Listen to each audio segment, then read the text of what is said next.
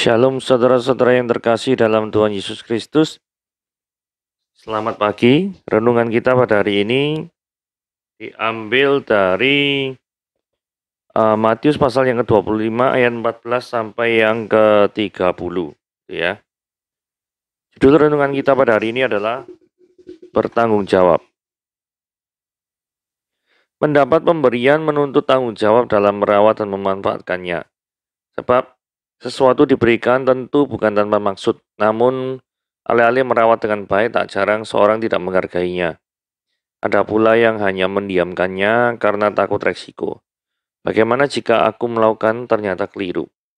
Hamba yang mendapat pemberian 1 talenta menyembunyikan talentanya dalam tanah untuk kemudian dikembalikan pada sang tuan saat ia kembali. Dia tidak mengelolanya sebagaimana yang dilakukan oleh hamba yang menerima 5 talenta dan 2 talenta. Apa alasannya? Dia takut.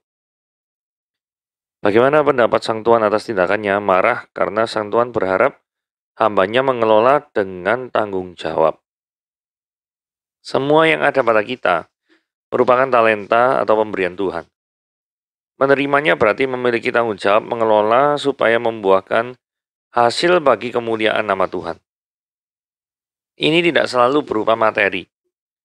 Kemampuan menasihati misalnya, beranikah kita menasihati sesama yang kedapatan melakukan pelanggaran, atau dengan ide yang kita miliki, beranikah kita menyumbangkan ide untuk kemajuan gereja?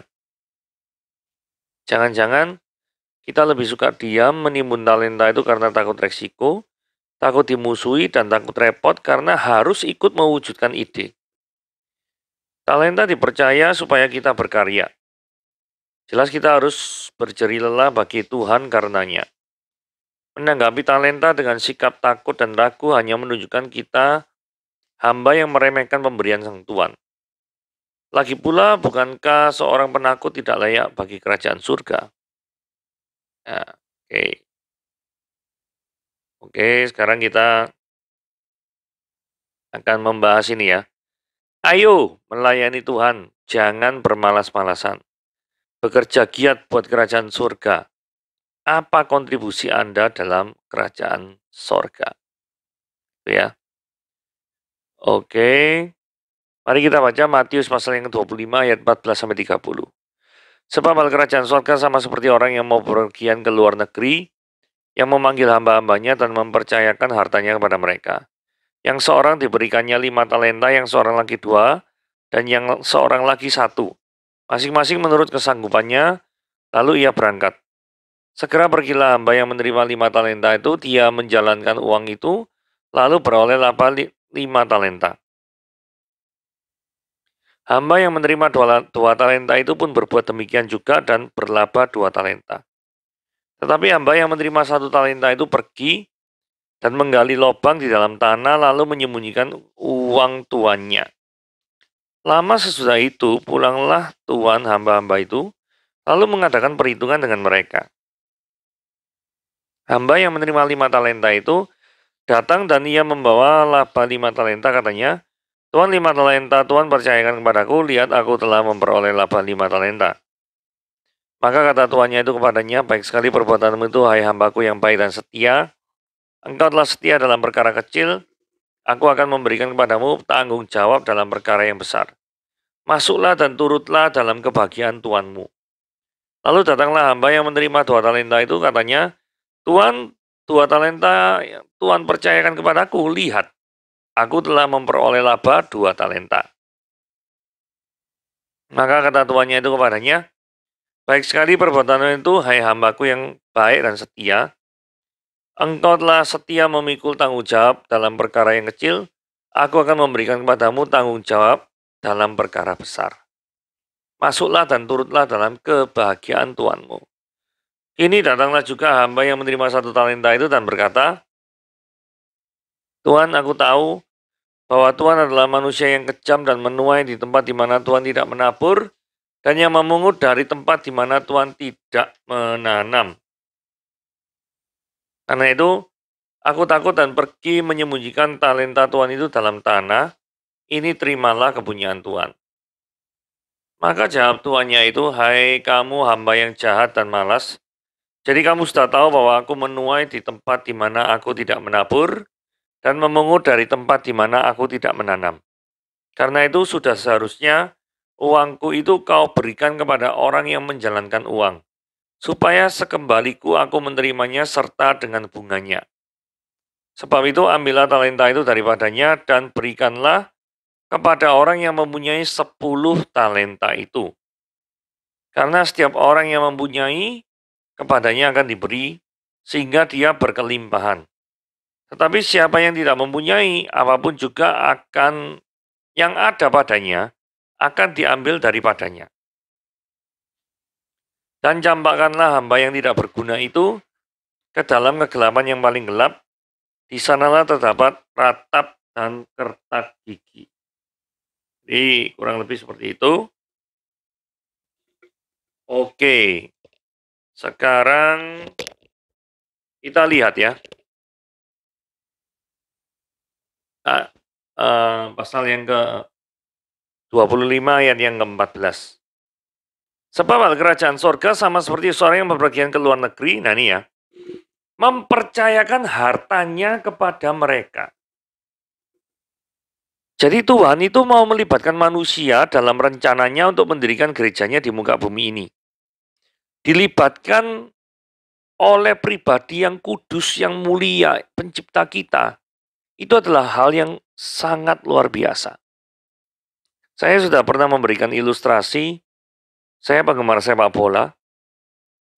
Misalkan, saya diberi kesempatan bermain, hanya 5 menit saja. Tim kesukaan saya Tottenham Hotspur. Saya 5 menit saja menggantikan siapa kek, bermain, berlari-lari, bermain di Premier League. 5 menit saja. Saudara, betapa bangganya apabila seorang penggemar sepak bola diberi kesempatan untuk bermain bagi kesebelasan yang notabene adalah orang-orang yang bermain itu sebenarnya adalah orang-orang pilihan.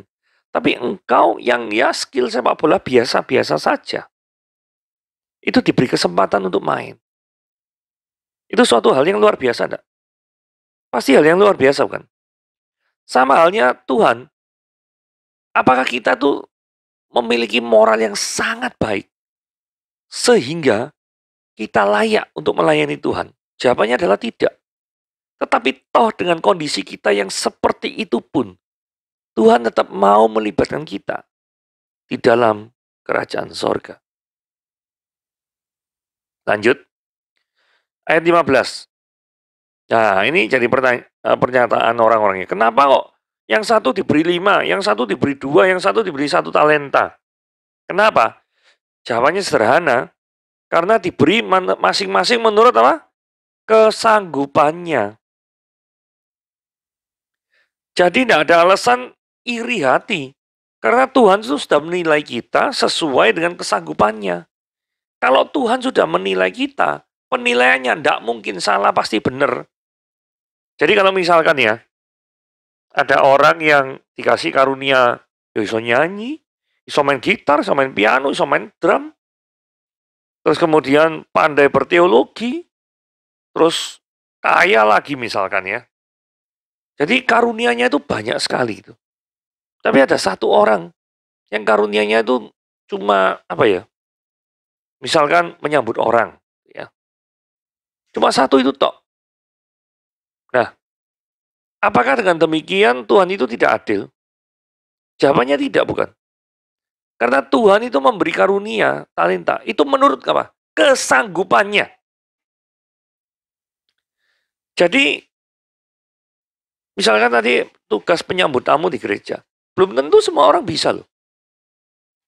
Karena menyambut tamu itu harus ada senyuman, ya toh. Senyumannya lebar selebar 3 standar deviasi gitu misalkan ya. Ya. Tapi ada orang itu cetakan mukanya itu tidak bisa senyum gitu loh. Nah kalau ini dijadikan penyambut tamu, lari semua jemaatnya nanti. Ini mau masuk kok main film horor nih gimana nih? Nah, berarti kan tidak semua orang bisa. Nah, artinya Tuhan tuh memberikan kita talenta sesuai dengan kesanggupannya kita. Tidak usah iri. Nah, ini perhitungan matematis ya. 1 talenta itu 6.000 dinar konversinya. 1 dinar itu sama dengan upah 1 hari kerja. Upah 1 hari kerja UMR sekarang anggapannya 1 hari 150.000. 1 talenta berarti 6.000 hari kerja dikali 1 hari kerja 150.000. Artinya 1 talenta itu kalau diuangkan zaman sekarang itu 900 juta. Saudara kira-kira kalau dikasih 900 juta itu sedikit atau banyak? Apakah saudara iri dengan yang lain? 1 talenta itu modalnya besar loh. 900 juta. Kalau 2 talenta ya 1,8 M. 5 talenta ya 4,5 M. Anggapannya kan konversinya kan kurang lebih kayak gitu. Nah, ayat 16. Kalau kita lihat, hamba-hamba ini kerja sesuai dengan modal yang dia terima. 5 menjalankan 5, labannya 5. 2 menjalankan 2, labannya 2. Jadi ini adalah tipikal hamba-hamba yang menaati tuannya. Yang menjadi menarik itu gini ya. Kenapa kok nggak ilustrasinya tuh 5 langsung 1? Kenapa kok ada 2? Menarik bukan ya? Kalau menurut saya, ini untuk menunjukkan bahwa hamba yang menerima lebih sedikit talenta daripada yang 5 itu, tetap menggunakan modal yang Tuhan sudah beri. Itu dengan semaksimal mungkin. Sehingga dia tetap menghasilkan laba 2 talenta. Ini menunjukkan bahwa orang yang dikasih sedikit, bukan karena dia dikasih sedikit, maka dia tidak bisa bekerja maksimal. Sekali lagi saya ulangi ya. Bukan berarti orang itu dikasih sedikit talenta, maka orang itu tidak bisa maksimal di dalam talenta yang sudah Tuhan beri itu. Ngerti ya maksudnya ya? Jadi itu tidak menghalangi dia. Menghalangi itu maksudnya gini loh. Loh itu sana kok 5 ya, gua kok cuma 2 ya. Aduh, karena itu gua malas-malasan sih. Enggak. Ceritanya enggak seperti itu. 2 talenta labannya 2 talenta. Oke? Nah, ini perilaku hamba yang aneh nih, satu nih. Hamba yang terima 1 talenta itu pergi menggali lubang di dalam tanah lalu menyembunyikan. Saudara bayangkan uang 900 juta. Itu sebagai modal bisa untuk macam-macam ya. Bisa untuk franchise, bisa untuk apa, macam-macam lah ini. Modalnya banyak. Disimpan, ditaruh tanah. Nah ya mungkin macam-macam ya. Kemungkinan orang ini iri dengan yang diberi oleh 2 talenta dan 5 talenta. Karena iri maka nak semangat kerja. Padahal tadi kan sudah dibilang. Diberikan talenta apa? Sesuai dengan apa? Kesanggupannya masing-masing. Ini adalah ciri khas orang yang malas kerja. Orang malas kerja itu apa? Orang malas kerja, orang malas melayani itu senengannya bandingno, tapi tidak mau eksekusi dengan apa yang ada pada dirinya. Ini ciri-ciri nih orang malas. Ya. Jadi, misalnya punya karunia untuk main gitar atau ngiringi musik. Tapi dia tidak menggunakan karunia itu dengan baik. Setiap kali latihan musik nggak mau datang. Alasannya banyak.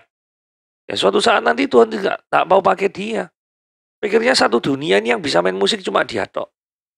Ingat ya, dilibatkan dalam suatu pelayanan. Itu adalah karunia yang besar. Karunia yang besar. Yang sudah Tuhan berikan kepada kita. Itu luar biasa sekali. Jadi jangan sampai kita itu menyia-nyiakan talenta yang sudah Tuhan beri kepada kita. Jangan jadi orang malas. Nah, ada saatnya masa pertanggungjawaban ayat 19. Lama sudah itu pulanglah Tuhan hamba-hambanya itu lalu mengadakan perhitungan dengan mereka. Suatu saat nanti Tuhan akan kembali ke bumi. Dan Tuhan akan bertanya, sudah berapa keras kita kerja bagi kerajaan surga? Dan sudah seberapa bertanggung jawabkah kita terhadap karunia yang sudah Tuhan berikan kepada kita? Apakah kita dikasih karunia Tuhan untuk bermain musik? untuk paduan suara misalkan, memiliki karunia untuk nyanyi.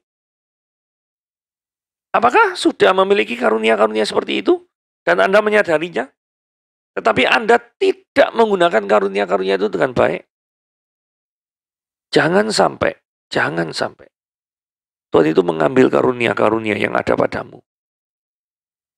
Oke? Hal yang berikutnya adalah Tuhan itu menuntut sesuai dengan talenta yang diberikan. Kok tahu? Saudara perhatikan baik-baik ya. Ayat 20, orang yang punya 5 talenta ngomong, Tuhan menerima 5 talenta, Labannya 5 talenta. Responnya, baik sekali perbuatanmu itu, hai hambaku yang baik dan setia. Terus hamba yang kedua datang, terima 2 talenta.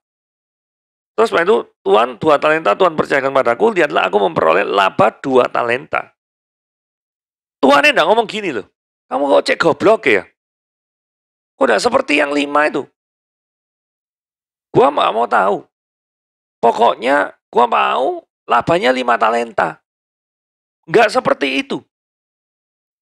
Responnya yang saya garis merah, yang saya beri warna merah. Ayat 21 dan 23 itu sama.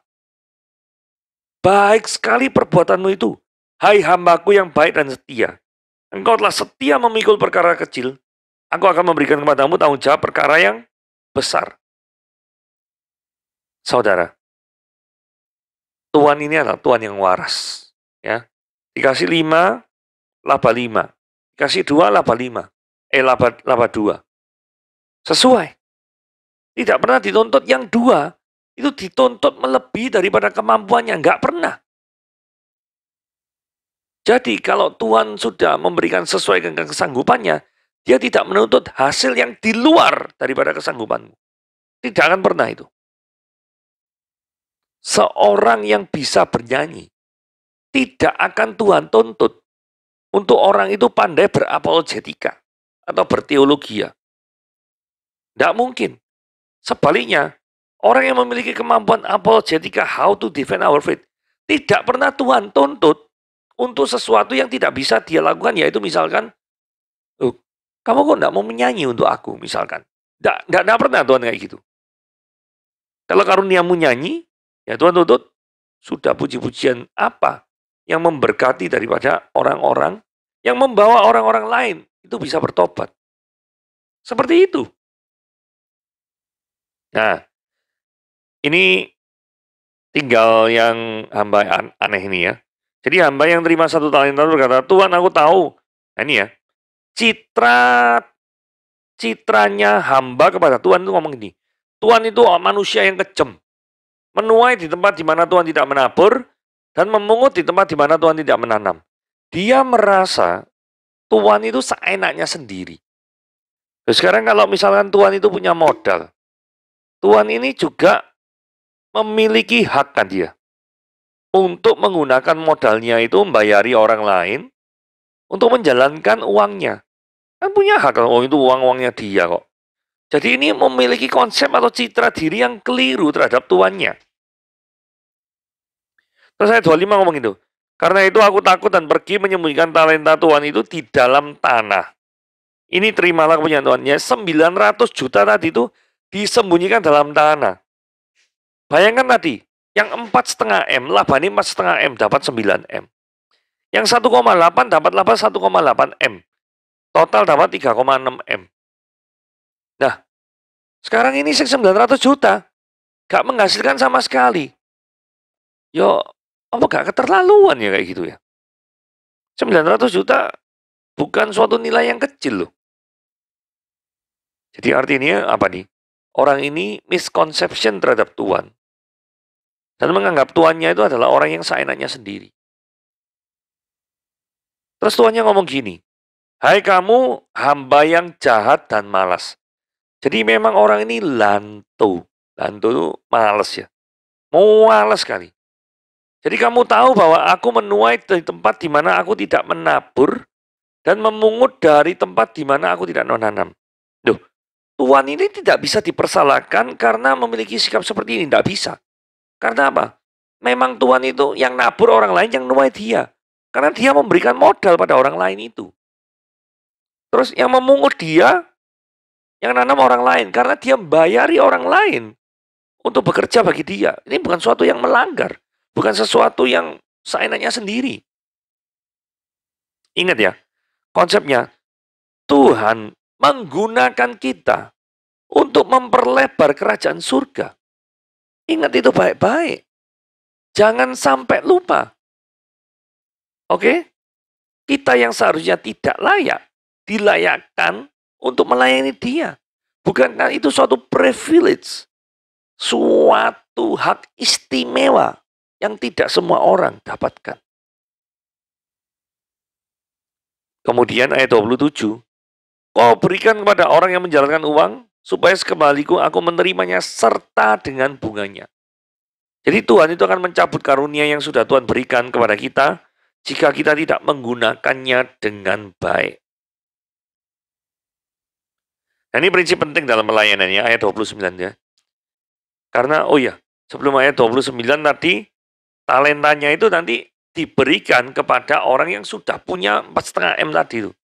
Yang 5 talenta itu. Kan masuk akal kan? Setia terhadap perkara kecil, maka engkau akan diberikan perkara-perkara yang lebih besar. Jadi kemampuan seseorang nanti diberi tanggung jawab yang lebih besar lagi. Ayat 29 ya, karena setiap orang yang mempunyai, kepadanya akan diberi, sehingga dia berkelimpahan. Tetapi siapa yang tidak mempunyai, apapun yang ada padanya akan diambil daripadanya. Karena kita bingung ya, ini mempunyai apa? Objeknya tidak ada ya. Ini asal subjek, predikat, objeknya tidak ada. Nah, menurut saya mempunyai itu apa? Yang jadi objek itu apa? Menurut saya punya kerinduan untuk menjalankan karunia yang sudah Tuhan berikan kepada kita. Nah, coba kita masukkan dalam ayat 29 ya. Karena setiap orang yang mempunyai kerinduan dalam melayani Tuhan, kepadanya akan diberi. Diberi apa? Diberi karunia. Sehingga dia berkelimpahan. Terus berkelimpahan. Tetapi siapa yang tidak mempunyai kerinduan untuk melayani Tuhan, ogah-ogahan, tidak mau terlibat di dalam pekerjaan Tuhan, maka apapun juga yang ada padanya. Mungkin dulunya dia punya suara yang indah. Dulunya punya kemampuan memetik gitar yang luar biasa. Akan diambil daripadanya. Jadi dia tidak bisa melayani Tuhan lagi. Saudara, jikalau kita tidak memiliki antusiasme dalam bekerja bagi kerajaan surga, maka talenta kita akan diambil dan diberikan kepada orang lain yang memiliki kerinduan dalam melayani Tuhan. Lebih memiliki kerinduan daripada kita. Saudara, sebagai refleksi karunia apa yang sudah Tuhan tanamkan dalam diri kita, yang tidak boleh saudara sia-siakan. Apa itu? Nah, saudara cari dan kembangkan terus-menerus. Jangan pernah kendor. Karena tidak mungkin Tuhan tidak memberikan karunia. Tidak mungkin. Pasti Tuhan memberikan 1 talenta. Dan 1 talenta itu harganya mahal loh ya. 900 juta. Itu adalah modal yang sangat berharga. Yang bisa dilipat gandakan untuk memperluas kerajaan surga. Tuhan Yesus memberkati.